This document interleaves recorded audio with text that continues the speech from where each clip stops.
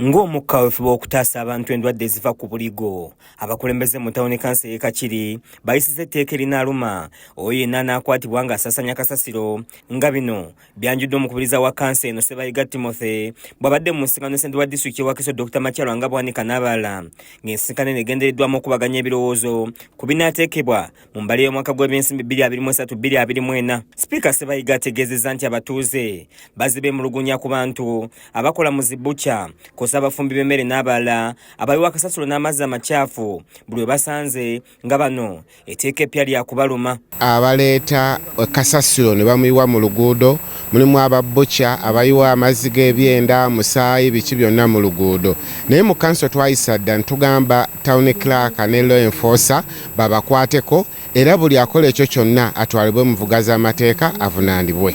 Ye akulira abakozi ba gavumenti mu tawuni kansa eno nga ye Ssentongo Charles alabudde abasuubuzi abaweebwa layisinsi ezibakkiriza okukola kyokka oluvannyuma ne bava ku mateeka agabaweebwa nte zino za kubaggyibwako.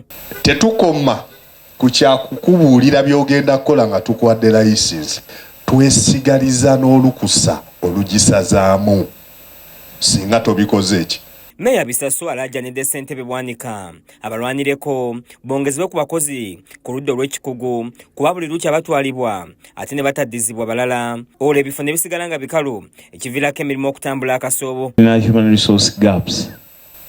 Town clerk talina mumyuka, tetulina human resource officer, twamulina naye twalina abakozi 32 omwaka guli kati bali 29.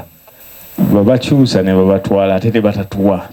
Ategeezezza nti baatandikawo enkola eya bulungibwansi eyatuumibwa akaalo amatendo eyambye ennyo abantu okwekolera ku nguudo ezibadde ziremye gavumenti, nga mu nkola eno abatuuze beesondamu ensimbi ne beerongooseza enguudo zaabwe. Ebyalo ebimu bitandise n'okwesondamu ssente ne bipangisa guleeda ne bikola amakubo gaazo g'ebyalo ebyo. Ssentebe Bwanika asimye bannakakiri olw'okulembeza ennyo enkola eya bulungibwansi gy'agamba nti erabika yenna ayamba, ng'ategeezezza nti okumanya byo byabalema n'embalira omwaka guno ogunaatera okuggwako Wakiso yayoba obukadde 10 bokka bukole ku nguudo empitirivu z'erina. Tetulinayo kintu kye twakola ku nguudo. Mukimanyi lwaki?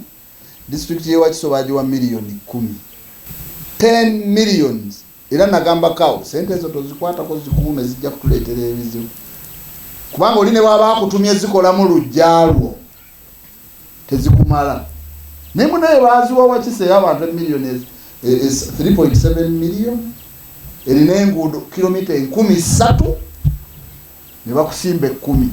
Kiza Peter yakusakidde eggulire lino ku lwa KSTV Agalero.